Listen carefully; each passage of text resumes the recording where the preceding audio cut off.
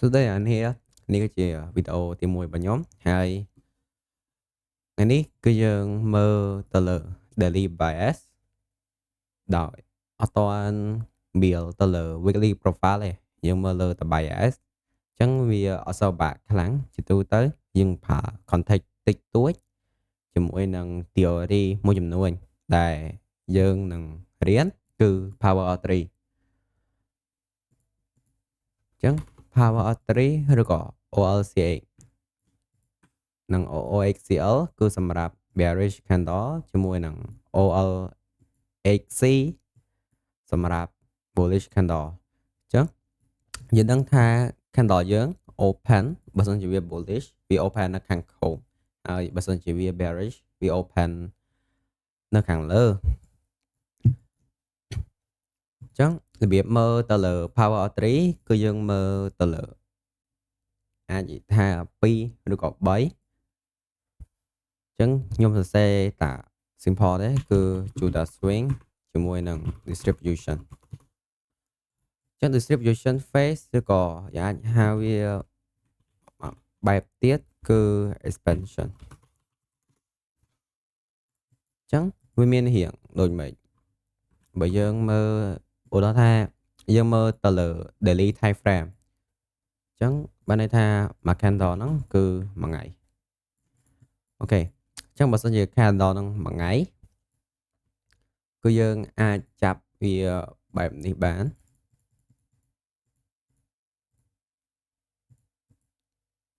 អូខេអញ្ចឹងអានេះគឺសម្រាប់ wait bearish wait my bad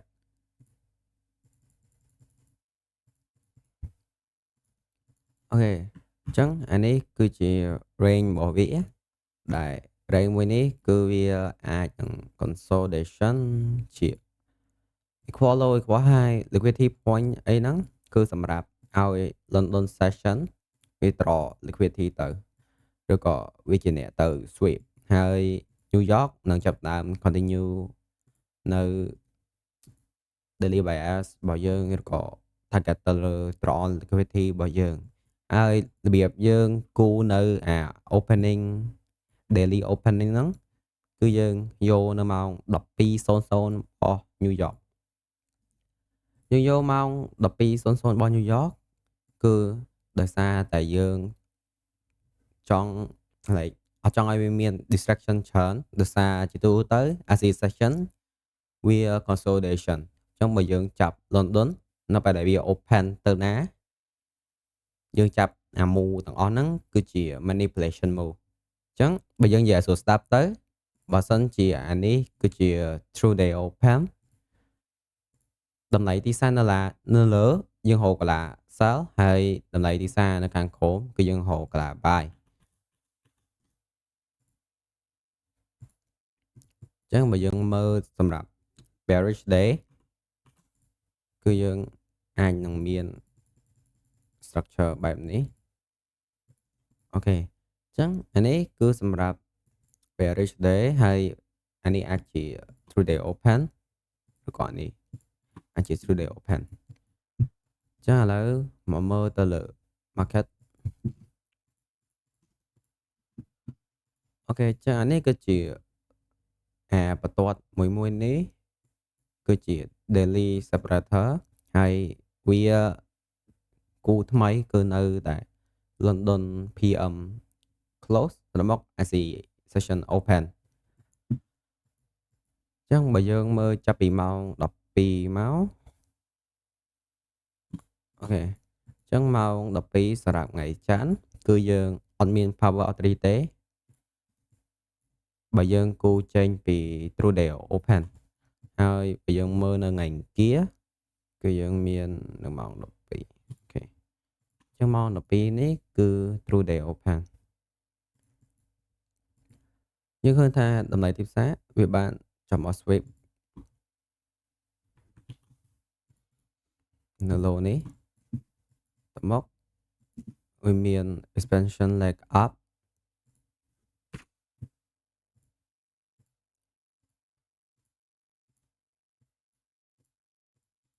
ហើយក៏មាន momentum ខ្លះដែរតែបានបង្កើត value gap នេះ ឬក៏ BPR មួយនេះបាន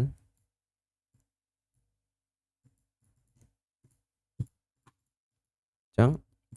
អាហ្នឹងគឺជាលក្ខណៈមួយដែលដូចទៅនឹង power of 3អឺពីរអញ្ចឹងអានេះ unq cell នេះទេខ្ញុំទៅមើលទៅលើ mia វិញ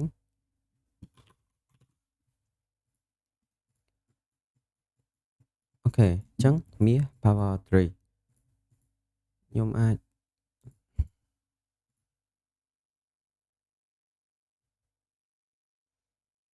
ម៉ោង12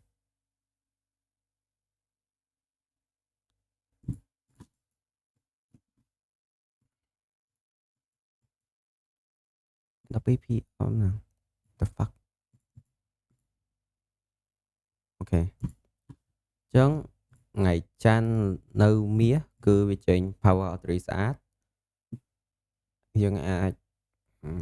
video the fuck នេះជាមួយនឹង gap unlock ដែលយើងអាចយកវាប្រើ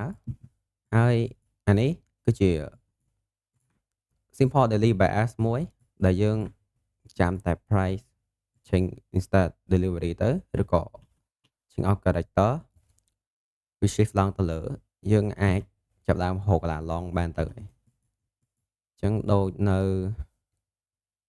ថ្ងៃអង្គារម៉ោង12អញ្ចឹងម៉ោង12នេះគឺវាទៅក្រោមបន្តិច sweep នៅ relative equal low នៅកន្លែងនេះ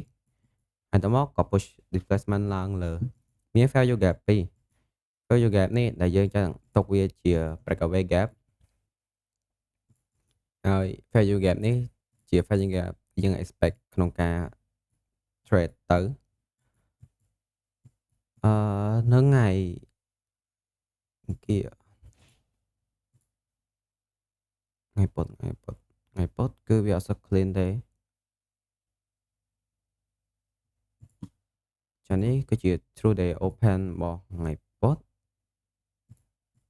អញ្ចឹងឃើញថា price open គឺ sweep នៅ Asilo ហើយក៏ target ទៅលើ London High ជាមួយនឹង High នេះផងដែរនៅថ្ងៃពុធ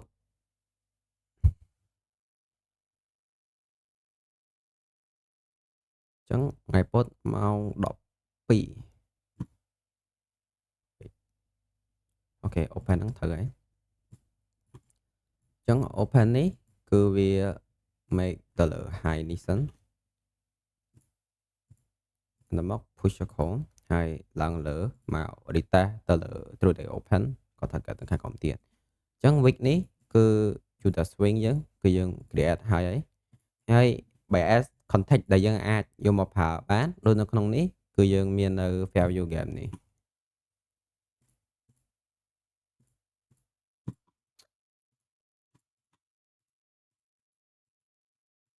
អញ្ចឹងនៅថ្ងៃពហុគឺវាស្តៀងគ្នាដែរអញ្ចឹងនេះគឺជា true day open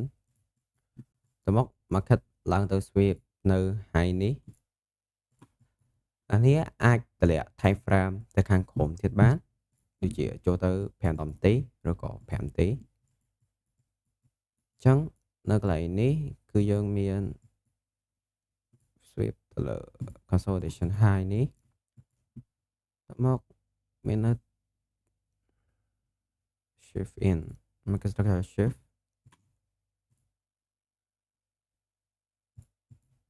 ក៏តែ market នេះគឺវាអត់សូវ clean ដូចនៅ5 10នាទីទេបើយើងមើលចេញពីថា5 10នាទីគឺយើងមាន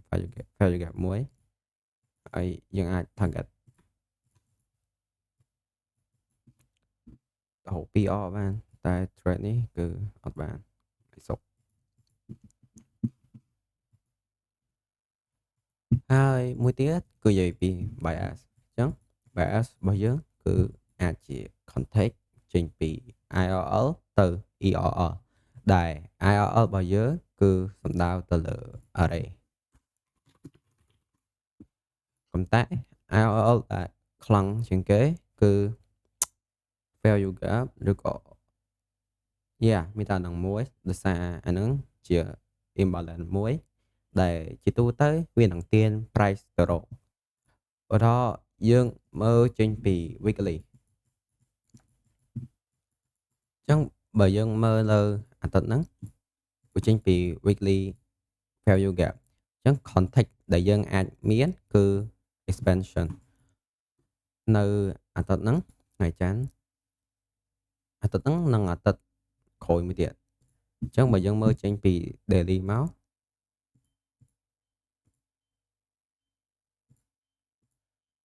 អញ្ចឹងបើយើងមើលចេញពី daily មកយើងមាន BPR នេះដើម្បី support price ហើយ price វាមកបានធំ OXCL តែនេះដែលខ្ញុំច្រើនយកវាជា level មួយដែរអញ្ចឹងសម្រាប់ goal គឺយើងអាច predict វាបានថាអាទិត្យក្រោយជា expansion phase យើងអាចចាំមើលទៅលើការ sweep low នេះឬក៏ SMT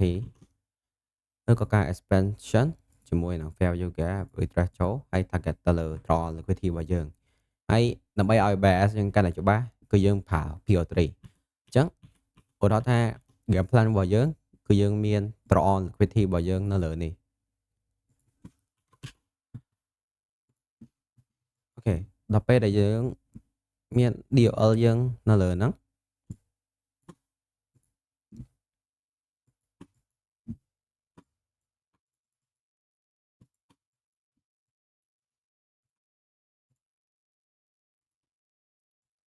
គឺយើងរកលក្ខណៈថា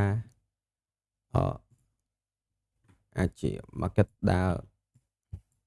អញ្ចឹងមកតមក bias របស់យើងគឺនៅ bullish អញ្ចឹងយើងហៅតាជួតា swing ជាពី true day open យើងចាប់ដើមហៅកន្លះ long target ទៅ DOL ហ្នឹងបានហើយ